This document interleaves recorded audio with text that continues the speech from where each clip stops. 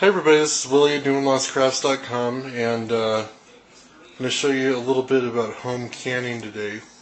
So here's a shot of, found some green beans at our local market. And a lot of you out there might be laughing at that price, but here in Colorado where we live, that is cheaper than dirt for a nice big batch of beans. And I got 2 of them, so here's the other one that I'm rinsing off. But we're going to can these, so we have some nice green beans for winter. So we're going to rinse them, and I'm excited to show you all how I do my canning. We're going to pressure can these, and we're going to do what's called the raw pack method.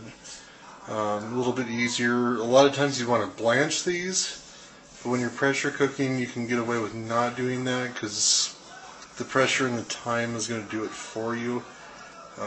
So let me show you how to do that. I already have a little bit of a start.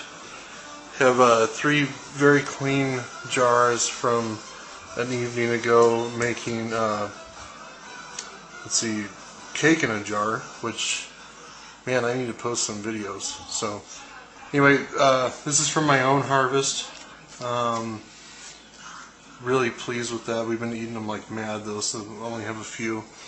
But I'm going to cut up beans until we basically fill these jars, and then we're going to add boiling water, and we're going to add lids, and then we're going to put them in the pressure canner.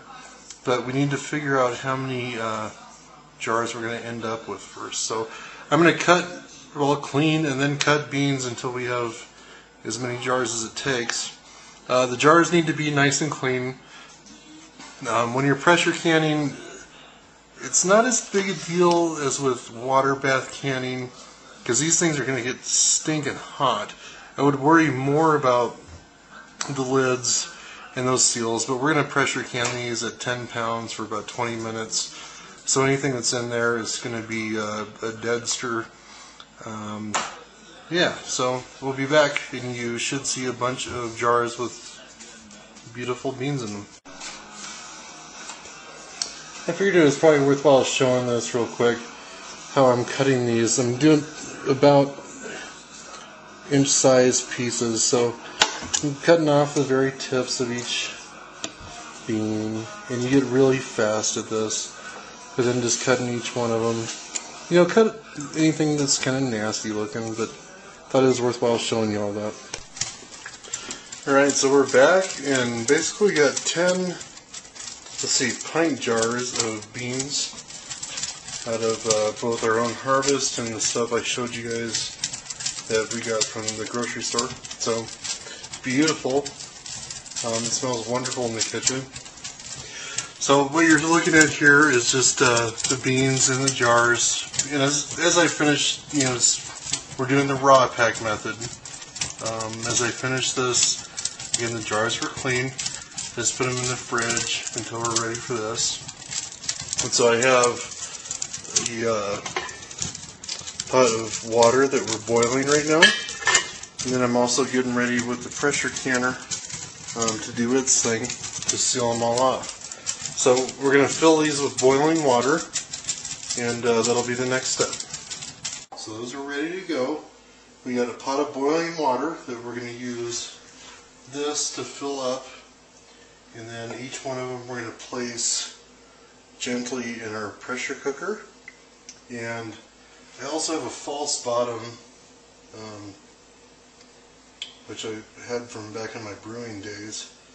But I think I have enough that I'm going to have to use this to do another layer in the pressure cooker. So I'm going to show you how to do a couple of these, and then I'll do the rest of them.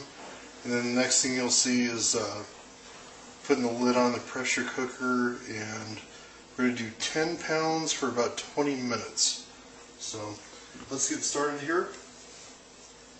Alright, so you have beans, jar of beans, I guess. Let's just fill it up.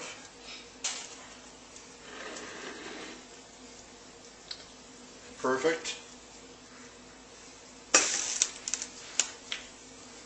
And with that, I'm going to take one of these sterilized lids, stick it on top, go ahead and put a ring around it and into the canner.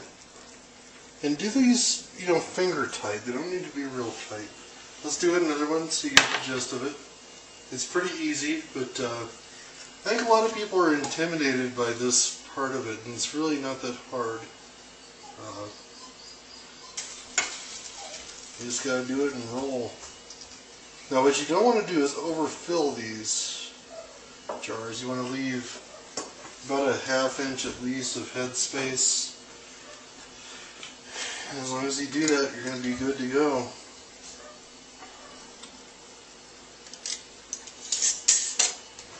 Okay, so there's 2 of them. I'm going to do the rest. We have 10 of them. Same exact thing. And I will come back when we start the pressure canner. Jill wanted me to point out that I forgot didn't have it, and it wasn't maybe obvious, but the last film clip, I get my water in here started warming up because the pressure canning does take a while. You need warm water, so I always get it warmed up, so when I finally put the lid in place, it goes a little faster. She thought that would be good for me to point out. So anyway, be right back after I have all these topped off with boiling water, and we'll seal this guy up and be canning away. Alright everybody, so I've showed you how to fill these things up with boiling water. So I don't know if you can tell that, but there's a whole layer of cans underneath this. This is a pretty big canning setup, so I had to use another layer, so that's why I had that false bottom out. So here's 3 more cans. Okay, so all the jars are in the pressure canner. I wanted to point this out. There's a pressure gauge on here, and there's all sorts of things that are going to tell you that it's up to pressure. This will pop up and I'll take a little video, but you don't start your timing until you get to your pressure, and that's important. I think a lot of people miss that. So we're looking to actually get to the top of this gauge at 10 psi. So we got a ways to go, but I'll film it as we go along. Okay, I wanted to point out the little button has risen. The pressure is rising, but not there yet. This thing, little weight, should start rocking a little bit.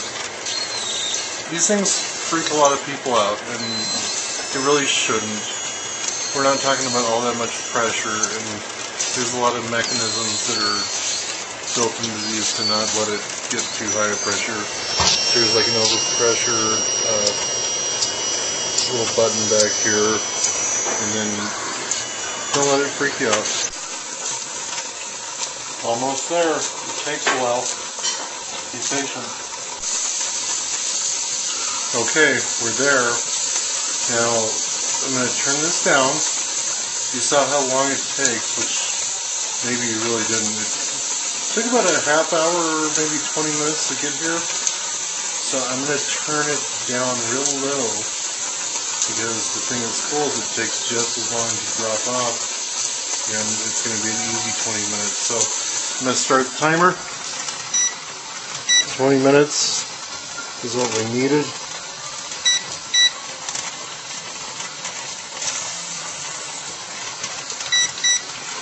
And we're actually just going to turn this off. We'll keep an eye on it over the next few minutes. But you want to be at pressure, the 10 pounds of pressure for 20 minutes, and it takes a lot longer to get up to that pressure and down. So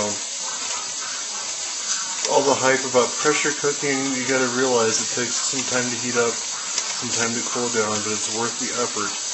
So I'll come back when we're cooled down. So just another quick note. It's tempting to pull the weight off or kind of push the little button down. Please don't do that. You're dealing with a pressurized vessel. It's hot steam, and it will burn you. Especially don't take the weight off. Yeah, just don't do it. Treat the the unit like it's supposed to be. Don't mess with it once you get started, and everybody will be happy. Okay, so we just ended 20 minutes at 10 pounds of pressure, and it's been plus or minus a pound or so. It's pretty easy to maintain that. You just gotta watch it, and it takes a little bit of experience, but it's not real hard. Now I'm going to turn the stove off, and we want this thing to cool down completely. That means the button drops, no pressure on the gauge, and it's going to take like an hour and a half, so be patient, alright? Alright, finally you can see the button fell down. That's usually my sign that it's okay to go ahead and open this guy up. So I'm going to open him up, take these guys out, and we'll end this off. Okay, so got them all out. I think this is really cool. Hopefully you can see this in the video, but it's neat how the stuff, you know, with the pressure differentials, it's still boiling. You can also see everything's still floating, which it's going to happen until everything cools down. So we got everything out of there. No big mishaps or anything. Clean pressure cooker. Ooh, a little fog there. But that's it for tonight. Ooh, starting to hear some pops already. That'll happen more and more. I think we'll end this off in the morning. These things take a long time to cool, but I'm excited about this. I know my family is. It's going to be nice to have these over the winter.